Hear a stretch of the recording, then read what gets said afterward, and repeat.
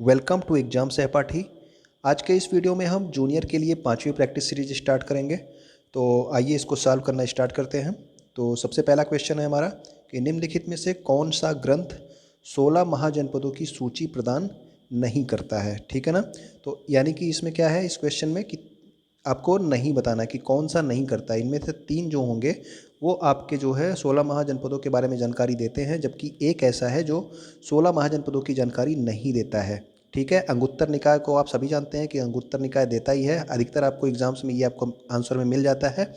इसके अलावा 2 और कौन कौन से हैं, वो हैं आपके महावस्तु और भगवती सूत्र। इनमें जो दिघ निकाय है ये आपका इसकी जो है जानकारी नहीं प्रदान करता है, यानी कि 16 महाजनपदों की जानकारी दिघ निकाय में नहीं है। बाकी अंगुत्तर निकाय में भगवती सूत्र और महावस्तु से हमें 16 महाजनपदों की जानकारी मिलती है। अब ये देखिए कि अंगुत्तर निकाय और महावस्तु जो है ये दोनों बौद्ध ग्रंथ हैं, जबकि जो आपका भगवती सूत्र है ये आपका जैन ग्रंथ है। ये भी जो है अंतर आपको याद रखना है। ठीक है ना। तो अंगुत्तर निकाय, महावस्तु और भगवती सूत्र में हमें जो है 16 महाजनपदों के बारे में जानकारी मिलती है। ठीक है। तो इन तीनों का नाम आप लोग याद रखेंगे। ठीक, अंगुत्तर निकाय के अलावा ये दोनों भी ऑप्शन, महावस्तु और भगवती सूत्र भी आपको ऑप्शन में मिल सकते हैं। अगला क्वेश्चन क्या है कि मौर्य साम्राज्य की स्थापना के पहले समस्त उत्तरी भारत विभक्त था कितने राज्यों में, ये आपको बताना है। तो मौर्य साम्राज्य की स्थापना कब हुई थी, आप लोग जानते हैं कि मौर्य साम्राज्य की स्थापना जो है इन महाजनपदों के बाद में हुई थी। तो मौर्य साम्राज्य की स्थापना के पहले जो है ये सभी किस में विभक्त थे, तो आप सब जानते हैं 16 महाजनपद और गणराज्यों में। ठीक है ना। तो इसका ऑप्शन आपका 16 महाजनपद और गणराज्य हो गया। तो मौर्य समाज, इसके बाद वाला जो चैप्टर होगा वो आपका मौर्य साम्राज्य की स्थापना होगा। ठीक है ना। तो 16 महाजनपद और गणराज्य थे, इसमें जो है कौन कौन से वंश थे आपके, हर्यक वंश था। ठीक है ना। शिशुनाग वंश था। तो ये सभी वंश जो थे ये आपके 16 महाजनपदों के अंतर्गत आते हैं। अगला क्वेश्चन है कि आपका निम्नलिखित में से कौन सा महाजनपद एक गणतंत्रवादी राज्य था, यानी कि गणतंत्र जो है, गणतंत्र और गणतंत्रात्मक जो है किसमें शासन था। तो ये आपका कौन सा था, अंग, कोसल, मगध या वज्जी। तो आप लोग जानते हैं कि वज्जी और मल्ल केवल 2 जो है आपके ऐसे राज्य थे, ऐसे जो है महाजनपद थे जहाँ पे गणतंत्रात्मक जो है शासन था। बाकी और सब जगह पे 14 जगहों पे क्या था, राजतंत्रात्मक। कुल 16 महाजनपद थे, ये आपने अभी ऊपर पढ़ा। ठीक है ना। तो जो वज्जी और मल्ल है ये आप दोनों याद रखेंगे, वज्जी और मल्ल ये दोनों जो है गणतंत्रवादी राज्य थे। ठीक है। क्वेश्चन नंबर 3 की ओर चलते हैं। तो क्वेश्चन नंबर 4 की ओर चलते हैं। तो 4 में क्या है कि पाटलिपुत्र को मगध की राजधानी किस शासक ने बनाया था। तो पाटलिपुत्र को मगध की राजधानी आप बताएंगे किसने बनाया था, अजातशत्रु ने। उदयन या उदयभद्र, ठीक है, उदयन के लिए आपका उदयभद्र शब्द भी प्रयोग किया जाता है। तो ये दोनों नाम आप याद रखेंगे। इसके अलावा कालाशोक या फिर अनिरुद्ध। तो इसका जो ऑप्शन होगा वो होगा उदयन या उदयभद्र। तो इसने ही जो है, उदयन ने ही पाटलिपुत्र की स्थापना की थी। ठीक है ना। ये हर्यक वंश का एक शासक था उदयन। ठीक है ना, हर्यक वंश का शासक था। इसने जो है किसकी स्थापना की थी, पाटलिपुत्र की स्थापना की थी। और इसने ही पाटलिपुत्र को मगध की राजधानी भी बनाया था। ठीक है ना। तो ये वाला भी ऑप्शन आप याद रखना। उसके अलावा पाटलिपुत्र को कुसुमपुर के नाम से भी जाना जाता है, इसे भी आप याद रखेंगे। ठीक है। ये भी क्वेश्चन पूछा जा चुका है, कुसुमपुर को किसके नाम से जाना जाता है। तो ये आपका पाटलिपुत्र है। ठीक है। तो पाटलिपुत्र का एक अन्य नाम जो है कुसुमपुर। और पाटलिपुत्र की जो है स्थापना जो है किसने कर दी, तो उदयन ने कर दी थी। ठीक है। हर्यक वंश का ये राजा था। क्वेश्चन नंबर 5, निम्नलिखित में से कौन सा महाजनपद सबसे दक्षिणी महाजनपद था। तो सबसे दक्षिणी कौन था, अस्मक, अवंती, चेद या मत्स्य। तो इन सभी ऑप्शनों में जो आपका अस्मक था, ये अस्मक जो है ये आपका सबसे दक्षिणी महाजनपद था। ठीक है ना। तो अस्मक सबसे दक्षिणी महाजनपद था। और ये किस नदी के किनारे था, ये भी क्वेश्चन पूछा जाता है। तो ये जो है आपके गोदावरी नदी के किनारे स्थित है। ठीक है। अस्मक जो है गोदावरी नदी के किनारे आंध्र प्रदेश वाले क्षेत्र में स्थित है। ठीक है ना। और एक और क्वेश्चन आपसे होता है कि माहिष्मती, आपने माहिष्मती जो है सुना होगा, एक मूवी थी बाहुबली में। ठीक है ना। तो ये भी क्वेश्चन पूछा जा चुका है बाद में कि जो है माहिष्मती शहर जो है किस महाजनपद में स्थित था। तो माहिष्मती जो शहर था ये अवंती महाजनपद, ये भी एक महाजनपद है अवंती। तो अवंती महाजनपद में जो है माहिष्मती शहर स्थित था, ये भी आप याद रखेंगे। ठीक है। सबसे दक्षिणी महाजनपद कौन सा हो गया, तो अस्मक हो गया। और किस नदी के तट पर है, इसको भी आपको याद रख करके रखना है। ठीक। अब हम लोग देखेंगे क्वेश्चन नंबर 6 के बारे में कि वत्स जनपद की राजधानी कहाँ थी। ठीक है। तो आपका विराटनगर ऑप्शन में है, कौशाम्बी, इंद्रप्रस्थ और शक्तिमती। तो इसमें से जो सही ऑप्शन है ये आपका कौन सा है, वत्स जनपद की राजधानी ये थी आपकी कौशाम्बी, ठीक है ना। तो कौशाम्बी जो थी ये वत्स जनपद की राजधानी थी, और वत्स जनपद में जो है आधुनिक प्रयागराज और बांदा का जो क्षेत्र है वो जो है वत्स जनपद के अंतर्गत आता है, और इसकी राजधानी क्या थी, कौशाम्बी, ठीक है। तो ये भी आप याद रखना। इसके अलावा देखिए कुछ महाजनपद और उनकी राजधानियाँ दी हैं। अधिकतर जो है ये मिलान करने के लिए पूछ लेता है, या फिर डायरेक्ट आपसे महाजनपद की राजधानियाँ पूछ लेता है। तो मैं सोच रहा हूँ कि आप लोग जो है इसका स्क्रीनशॉट ले लीजिए, ठीक है। आपको आसानी से ये याद हो जाएगा, 2-3 बार आप देखेंगे तो। सूरसेन की जो राजधानी थी वो थी मथुरा। कौशल की राजधानी थी अयोध्या, या फिर आपको ऑप्शन में श्रावस्ती भी मिलता है, ठीक है। तो ये दोनों आप याद रखेंगे। मगध की राजधानी राजगृह या गिरिब्रज थी, ठीक है। स्टार्टिंग में मगध की राजधानी राजगृह या गिरिब्रज थी। गांधार की राजधानी बहुत बार पूछा जाता है, इसको आप जरूर याद रखना, तक्षशिला। कुरु की राजधानी इंद्रप्रस्थ। और मत्स्य की राजधानी ये भी आपसे पूछा जाता है कि कौन सा जनपद राजस्थान में स्थित है, ठीक है। ये भी इंपॉर्टेंट है, ये भी आप जो है जरूर याद रखना कि कौन सा जो है महाजनपद जो है राजस्थान में स्थित है, तो वो है मत्स्य। और इसकी जो राजधानी थी वो थी विराटनगर। अवंत की भी राजधानी आपसे बहुत बार पूछी जाती है, तो अवंत की राजधानी उज्जैनी। और अंग की राजधानी जो है आपकी चंपा है, ठीक है ना। तो ये जो है अधिकतर पूछे जाने वाले हैं। बाकी तो 16 महाजनपद होते हैं, लेकिन अगर आपसे मिलान करने के लिए आएगा तो कम से कम 2 या 3 तो आपको इसमें से ज़रूर मिल जाएंगे, ठीक है। तो इतना आप ज़रूर याद रख लीजिएगा। अब हम लोग आगे बढ़ते हैं।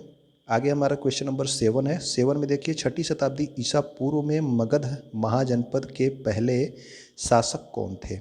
तो 6ठी शताब्दी ईसा पूर्व में मगध महाजनपद के पहले शासक कौन थे। तो ये आप सभी जानते हैं कि मगध महाजनपद के जो पहले शासक थे उसमें जो है हर्यक वंश था, तो उसके जो शासक थे बिंबिसार थे, ठीक है ना। तो बिंबिसार ये इसका ऑप्शन हो गया आपका।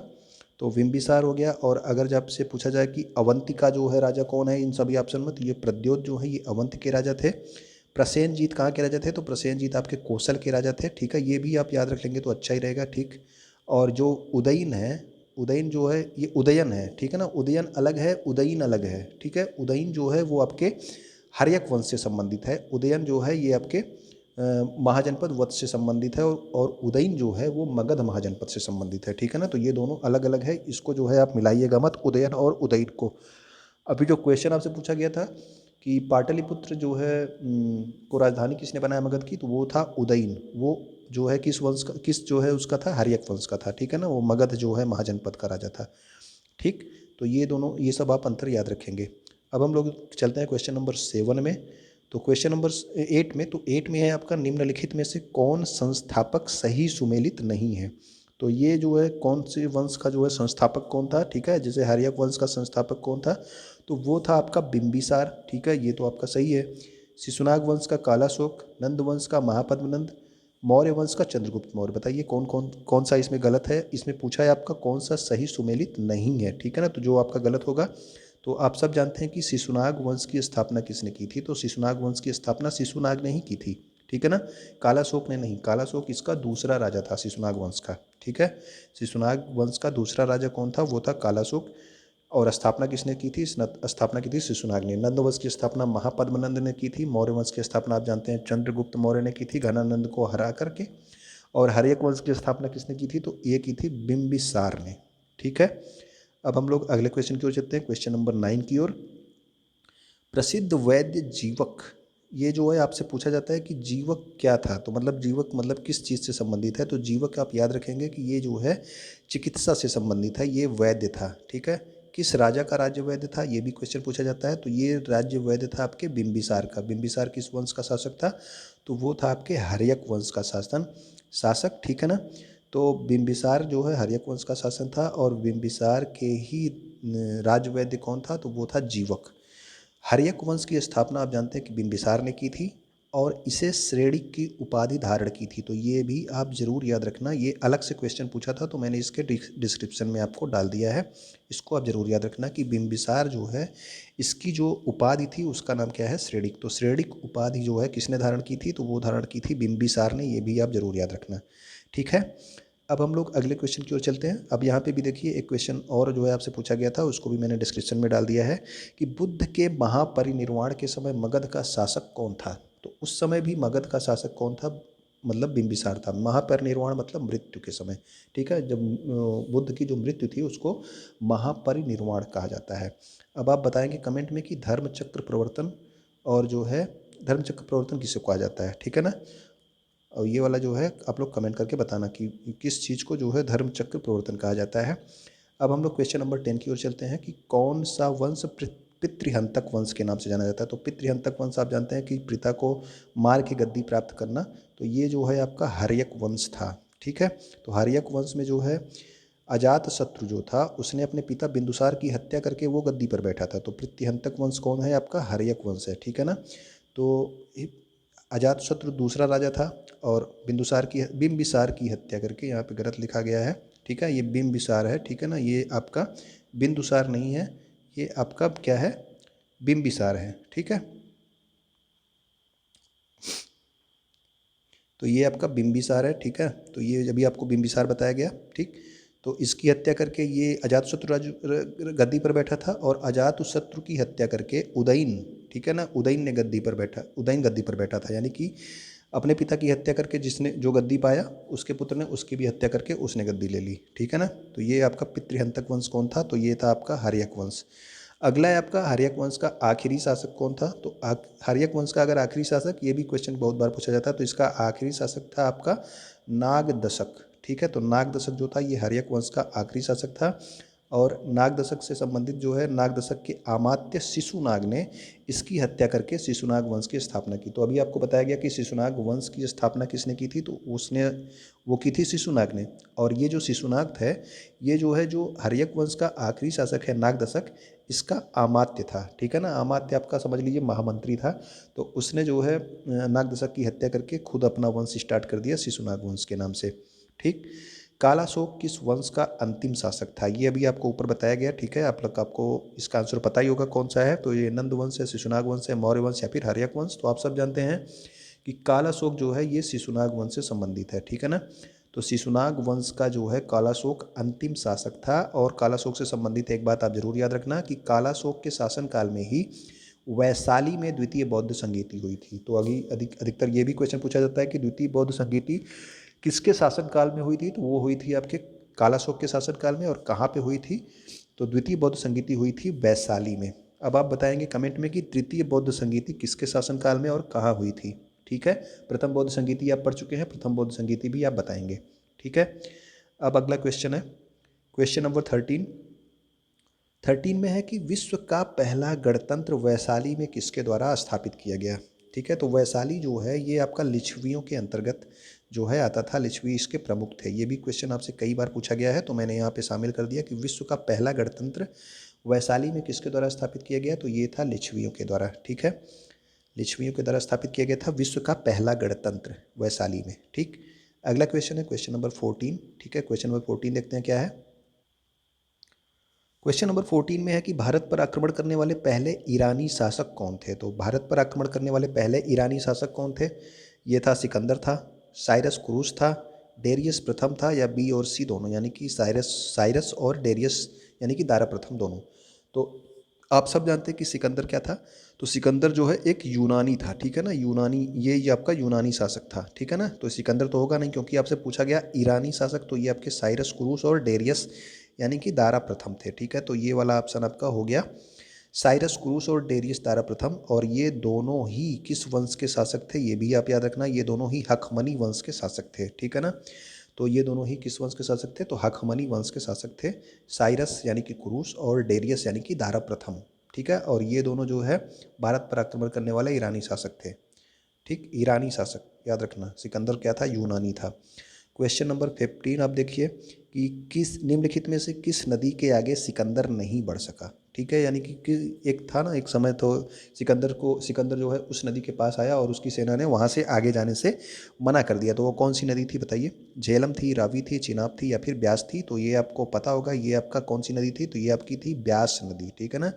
ब्यास नदी के तट पर जो है आया और वहाँ पे इसकी सेना ने आगे बढ़ने से मना कर दिया। तो इसके बारे में थोड़ी सी जानकारी आप देख लीजिए कि सिकंदर ने भारत पर आक्रमण कब किया था। तो सिकंदर ने भारत पर आक्रमण किया था 326 ईसा पूर्व में, ठीक है। ये भी एक क्वेश्चन पूछा जाता है कि 326 ईसा पूर्व में आक्रमण किया था। उसके बाद इस समय जो है मगध का शासक कौन था, ये भी आपसे क्वेश्चन पूछा जाता है। तो ये भी यहाँ पे सम्मिलित किया गया है कि मतलब सिकंदर के आक्रमण के समय जो है मगध का शासक कौन था, तो वो था घनानंद। या फिर आपसे पूछा जाएगा कि सिकंदर के समकालीन कौन शासक था, तो सिकंदर के समकालीन कौन शासक था, तो वो था आपका घनानंद, ठीक है ना। और ये भी एक क्वेश्चन पूछा था, सिकंदर लगभग कितने महीनों तक भारत में रहा था, तो वो लगभग 19 महीने तक जो है भारत में रहा था, ठीक है। ये ऊपर वाले दो क्वेश्चन ज़्यादा पूछे जाते हैं। आक्रमण कब किया, 326 ईसा पूर्व में, और उसके समय जो है मगध का शासक कौन था या फिर उसके समकालीन शासक कौन है, तो वो है घनानंद, ठीक है। क्वेश्चन नंबर 16 पे आते हैं, सिकंदर के गुरु का क्या नाम था। ये सिंपलेस्ट क्वेश्चन है, मुझे पता होगा कि आप लोगों को पता होगा, रूसो, प्लेटो, कौटिल्य या फिर अरस्तु। तो जो सिकंदर का गुरु था वो था अरस्तु।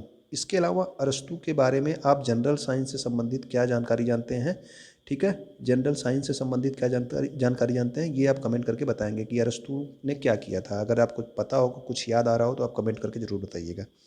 अरस्तु क्या था, तो अरस्तु जो है आपसे ये भी पूछा जाता है कि ये कहाँ का शासक था, तो ठीक है। तो अरस्तु नहीं, सिकंदर कहाँ का शासक था, अरस्तु तो सिकंदर का गुरु था, ठीक। सिकंदर जो है ये मकदूनिया का शासक था, और इसके पिता का नाम क्या था, तो इसके पिता का नाम था फिलिप द्वितीय, ठीक है ना। यहाँ पे सेकंड मैं लिखना भूल गया, तो ये जो है इसके पिता का नाम था फिलिप सेकंड, ठीक है। तो फिलिप सेकंड का पुत्र था, और ये मकदूनिया का शासक था, ये भी याद रखना, मकदूनिया, ठीक है। और ये यूनानी था, ये भी याद रखना आप लोग। एकराट की उपाधि किसने धारण की थी, तो एकराट की उपाधि आप बताइए। एकराट जिस जो सभी को हरा देता है, ठीक है ना, पूर्व पश्चिम उत्तर दक्षिण सभी को हरा देता है, वो एकराट की उपाधि धारण करता है। तो बिंबिसार, अजातशत्रु, महापद्मनंद या फिर घनानंद। तो एकराट की जो उपाधि थी ये धारण की थी महापद्मनंद, और महापद्मनंद को ही नंद वंश का संस्थापक जो है कहा जाता है। तो ठीक है, ये भी आपने ऊपर पढ़ा कि नंद वंश के संस्थापक कौन है, तो ये है आपके महापद्मनंद, ठीक है। तो ये जो है नंद वंश के संस्थापक भी हैं, और इन्होंने एक राट की उपाधि धारण की थी, ये भी आप याद रखना, ठीक। क्वेश्चन नंबर 18 पे देखिए हम लोग आज गए। 18 में है, नंद वंश के बाद मगध पर किस वंश ने शासन किया। तो नंद वंश के बाद जो है आप जानते हैं कि नंद वंश का आखिरी शासक कौन था, तो नंद वंश का आखिरी शासक था घनानंद, ठीक है। घनानंद था, और घनानंद को कौटिल्य की सहायता से किसने पराजित किया, चंद्रगुप्त मौर्य ने, और मौर्य वंश की स्थापना की, ठीक है। तो नंद वंश के बाद जो है मौर्य वंश की स्थापना की गई थी।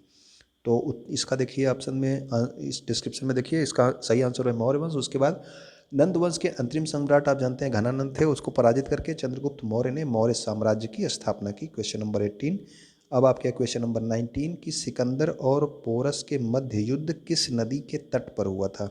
तो ये आपका कौन सा नदी था, वितस्ता, चिनाब, रावी या फिर सिंधु। तो ये जो है आपका झेलम नदी बोलते हैं इसको, वितस्ता नदी को, ठीक है ना। वितस्ता या झेलम आप याद रखना। तो इसी नदी के तट पर सिकंदर और पोरस के मध्य युद्ध हुआ था। आप ये बताएंगे कमेंट में कि सिकंदर जो है किसके बुलावे पर भारत में आक्रमण किया था, ठीक है ना। किसने जो है सिकंदर को भारत पे आक्रमण करने के लिए आमंत्रित किया था, उसका नाम आप लोग कमेंट में बताएंगे, ठीक। ये भी एक क्वेश्चन पूछा जाता है, ये इसमें मैंने शामिल नहीं किया है, मुझे पता है कि आप लोगों को पता होगा, इसलिए मैं पूछ रहा हूँ। वितस्ता या फिर झेलम आप कहते हैं, ठीक है, जिस नदी के मध्य जो है सिकंदर और पोरस के मध्य युद्ध हुआ था, और इसे किस युद्ध के नाम से जाना जाता है, ये भी आपसे डायरेक्ट पूछ लेता है कि हाइडेप्सीज का युद्ध जो है किस नदी के तट पर हुआ था। हाइडेप्सीज का युद्ध जो है किसके बीच हुआ था, ये भी क्वेश्चन बनता है। तो हाइडेप्सीज का युद्ध सिकंदर और पोरस के मध्य वितस्ता या फिर झेलम नदी के किनारे हुआ था, ठीक है ना। तो इस युद्ध को जो है, जो सिकंदर और पोरस के मध्य हुआ, इसको हाइडेप्सीज के युद्ध के नाम से भी जाना जाता है। अब हम लोग आगे क्वेश्चन नंबर 20 की ओर। क्वेश्चन नंबर 20 में है कि आपका सिकंदर ने पोरस पर विजय प्राप्त करने के उपलक्ष्य में किस नगर की स्थापना की। तो सिकंदर ने जो है दो नगरों की स्थापना की थी। एक तो था निकैया, ठीक है, जहाँ पे ये युद्ध हुआ था उसी जगह पर ये निकैया नाम का जो है शहर स्थापित किया गया। उसके बाद ये था आपका बौकेफला। तो ये जो बौकेफला था, ये बुकेफला नाम का एक घोड़ा था, वो जो है युद्ध में मारा गया था सिकंदर का, इसलिए जो है अपने घोड़े के नाम पर उसने बौकेफला नाम रखा, और एक का नाम निकाइया रखा या फिर निकैया रखा। तो ये आपके सिकंदर ने इन दो नगरों की स्थापना की थी पोरस पर विजय प्राप्त करने के बाद, ये भी आप याद रखना, ठीक है, निकैया और बौकेफला। और ये भी क्वेश्चन पूछा जाता है कि सिकंदर की मृत्यु कब हुई थी, तो 323 ईसा पूर्व में। ईसा पूर्व आप याद रखना जरूर, ठीक है। 323 ईसा पूर्व में बेबीलोन में जब ये भारत से वापस जा रहा था, तब जो है इसकी मृत्यु बेबीलोन में हो गई थी। सिकंदर की मृत्यु 323 ईसा पूर्व में। अभी आपको ऊपर बताया गया कि सिकंदर ने भारत पे आक्रमण कब किया था, तो वो आप लोग कमेंट करके बताएंगे, ठीक है। वो चीज़ ऊपर है, तो आप लोग यहाँ पे कमेंट करके बताइए कि आपको याद है कि नहीं। 323 ईसा पूर्व में इसकी मृत्यु हो गई थी बेबीलोन में। ठीक है, तो ये आपका जो है आज के लिए इतना ही। उम्मीद करता हूँ कि चीज़ें आपको पसंद आई होंगी। ठीक है, और वीडियो देखने के लिए आपका बहुत बहुत धन्यवाद। और अगर आप नोट्स लेना चाहते हैं, ठीक है ना, तो नोट्स जो है मिनिमम प्राइस पे अवेलेबल है। सारे नोट्स जो है, जो प्लेलिस्ट बने हैं जितनी, उतनी सारी वीडियोस आपको दी जाएंगी। बहुत छोटी सी प्राइस आपसे ली जा रही है। ठीक है, तो अगर आपको किसी को भी लेना हो तो वो आप ले सकता है। एग्ज़ाम अभी कम से कम 1 से 2 महीने बाद ही होंगे, अभी तो एग्ज़ाम होने के कोई चांसेस है नहीं। ठीक है, और बाकी जो ये प्रैक्टिस सेट कराई जा रही है, ये प्रैक्टिस सेट भी आपको भेज दिया जाएगा। ओके, वीडियो देखने के लिए आपका बहुत बहुत धन्यवाद। और सारी चीज़ें यहाँ पे डिस्क्रिप्शन में दी गई हैं नोट्स से संबंधित। ठीक है, नोट्स में आपका डिस्क्रिप्शन में कांटेक्ट करने का तरीका दिया गया है, आप लोग देख लीजिएगा।